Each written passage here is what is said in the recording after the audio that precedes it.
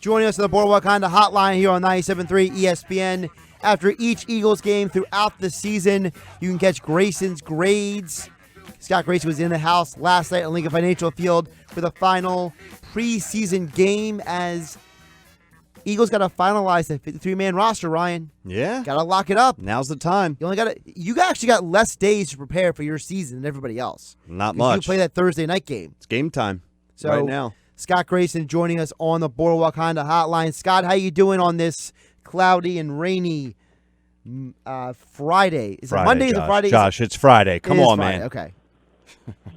It's right. You know what? Today's a great day because it is officially game week, and we don't have to deal with any more of those stupid preseason games. Finally, Scott. Finally. Scott, before we get into your grades, I do want to touch on a couple specific guys before we get to your grades, and that is, kind of give us an idea. What was the feel up there? Because we all have seen the video of Carson Wentz doing the warm-ups before the game. It really feels like, and I don't know if this theory is real or not, but there's a lot of people who are putting out there that, they're basically keeping Carson in the program, in the rhythm, in the practice habit of warming up before the game, getting himself ready so that if he is cleared for next Thursday, he's already in the rhythm of the preparation for that. So, kind of what was the feel and the attitude up there with Wentz warming up before the game?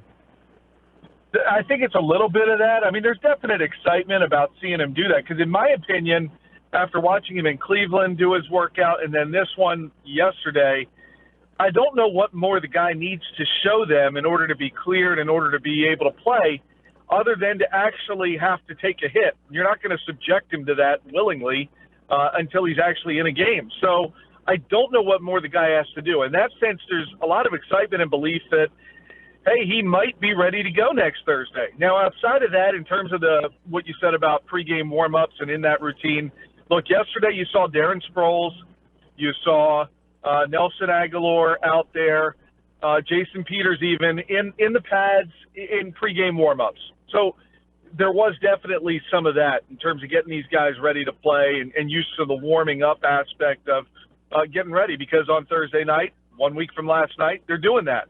So that part of the routine was definitely in place for these guys who were not playing last night, who have been injured, and Wentz was one of them that, you saw before the game, the workout he was in. But I don't know what more he has to show on that knee to get you to say, okay, he's ready, than to actually see him try to take a hit.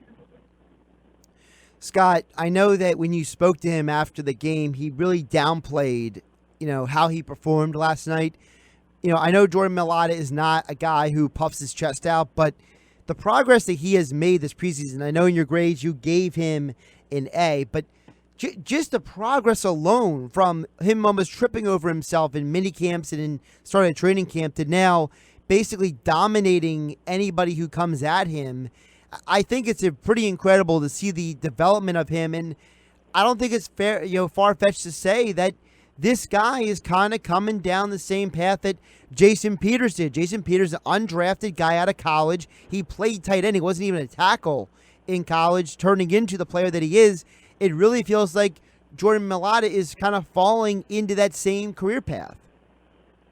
Yeah, I got to tell you, very likable guy, very big guy, and just had a smile on his face last night at the same time that he's talking about how much he still needs to learn. Very hard not to root for that guy.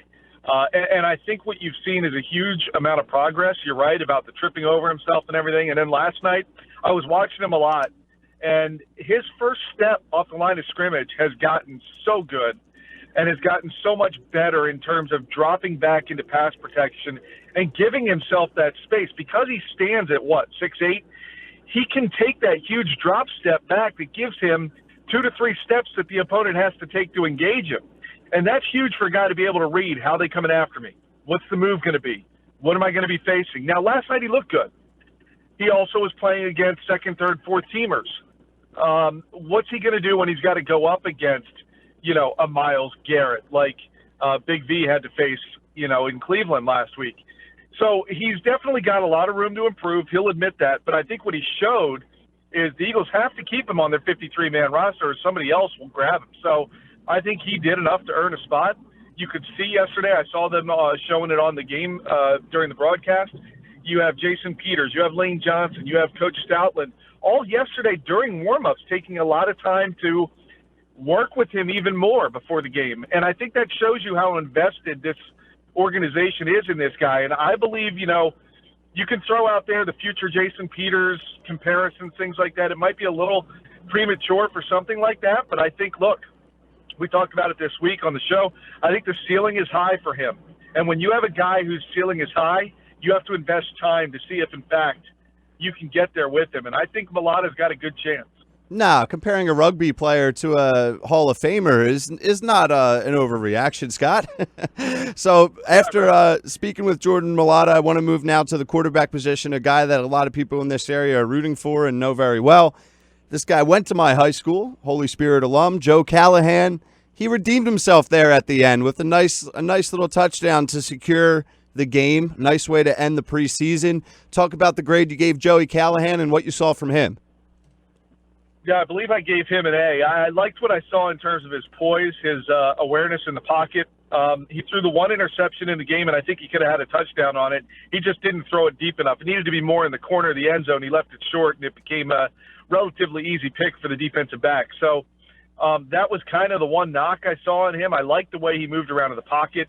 I liked the way that he had the poise to lead that team down the field and get that game-winning touchdown at the end of the game. That's, you know, those are the kind of things you really want to see. And it was kind of amazing. You know, you go through and you look at, well, what did that touchdown do for the team? Well, no team in a 16-game season has gone winless in a preseason and gone on to win a Super Bowl. Now, that trend is made to be broken, and somebody will eventually do that and win a Super Bowl, but do you really want to take your chances that that's this year with this team? So it was kind of nice to see Callahan lead that team down there and avoid going winless in the preseason. I just liked his composure and his you know, what he showed last night with not being afraid of the spotlight and the opportunity to get a game-winning score. But all the rumors are that he has potentially already been released by the Eagles. I don't think he expected to make this roster, but I think he put some good stuff on film yesterday, and I think he's going to have a chance to catch on somewhere else. Is there any chance of them bringing him back for the practice squad? I mean, he seems like a very likable guy, a guy that they'd like to have around. Peterson spoke very highly of him all summer long. He spoke highly of him last night in the press conference, saying it was great for Joe to get that touchdown, and everyone was excited for him when he did it. Is there any chance he's on the practice squad, or he's, you know, last night was the last time him wearing an Eagles helmet? I think there's a good chance of that. I think there's a better chance of him making the practice squad than Hackenberg. Yeah.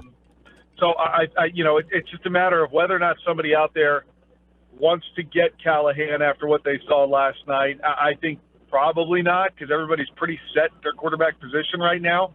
So I think there's a pretty good chance he is on the practice squad, and that would be great for the Eagles to have him there, kind of sitting there as their fourth quarterback, if you will, and see what happens. But I liked what he showed last night, and you're right. You know, coaches don't go out of their way to say nice things about people just because they feel they have to. Yep. If he was saying, you know, and he was saying good things about Callahan, that tells you there's an affinity there, and I would believe a desire to get him on that practice squad.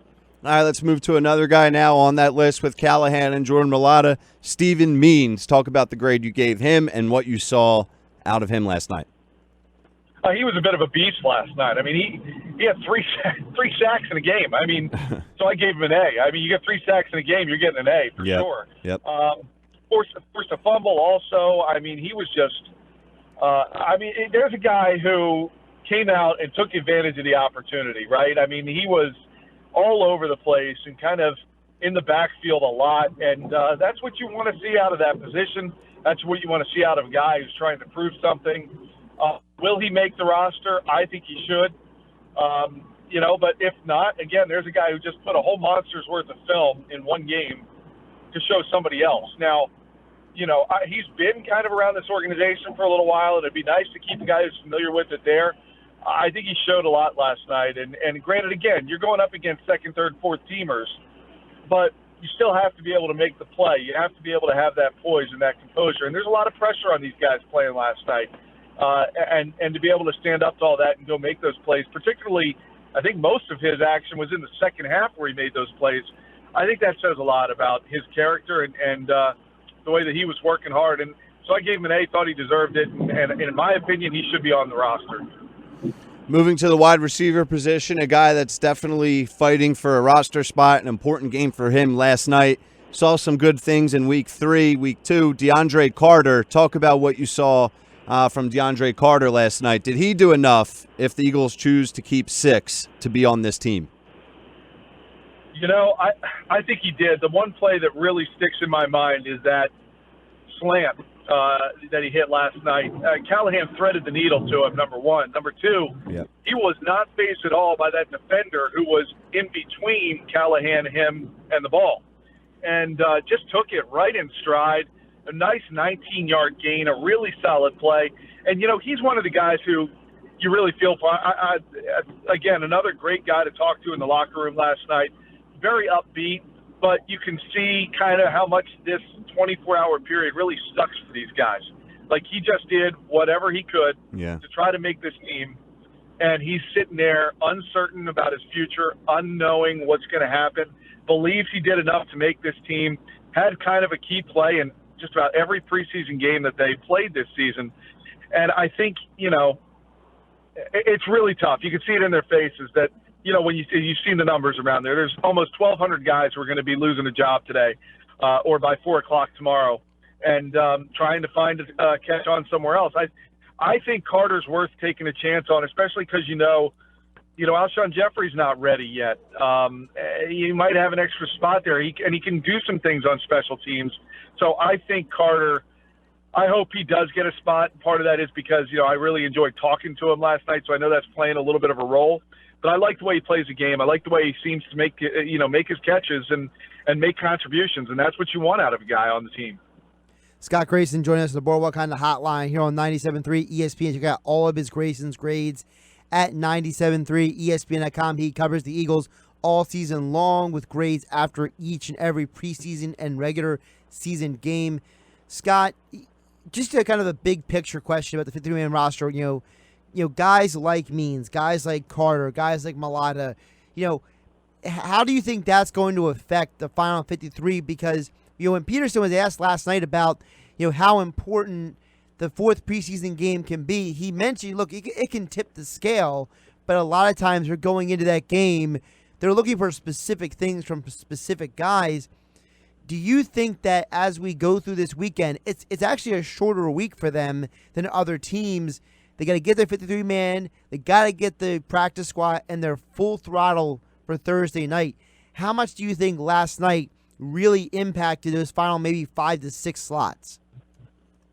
I think it did impact it for some. I'll give you an example of where it didn't. Matt Jones had not played well all preseason. Now, had he played in the other games this preseason the way he played last night, he might make this team. But everything he showed prior to last night, I think, solidified his fate.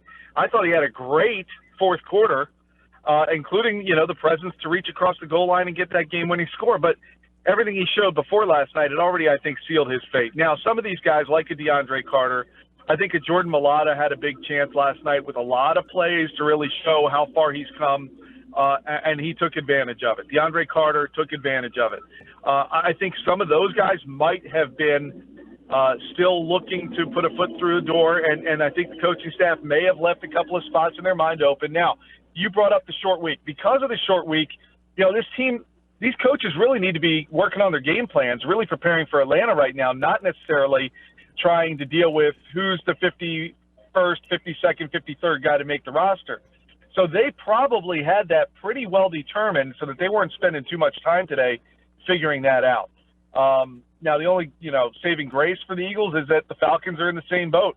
So they've got to do that too, and that makes it more of a level playing ground or a level fairness, if you will, with that game between those two teams next Thursday night to have this. Even though it's a regular week, it feels like a short week with all these teams have to decide and get through. So I think some spots might have still been open for grabs last night. I think some guys clearly had their fate already determined. Check out all of his work at 97.3 ESPN.com, our 97.3 ESPN.com Eagles reporter Scott Grayson joining us on the Boardwalk Honda Hotline with his Grayson's grades after every Eagles game. Scott, appreciate the time on Friday. Appreciate you coming in this week for the Sports Bash. and we're looking forward to an exciting Eagles season. Yeah, looking forward to it too. Thanks, guys.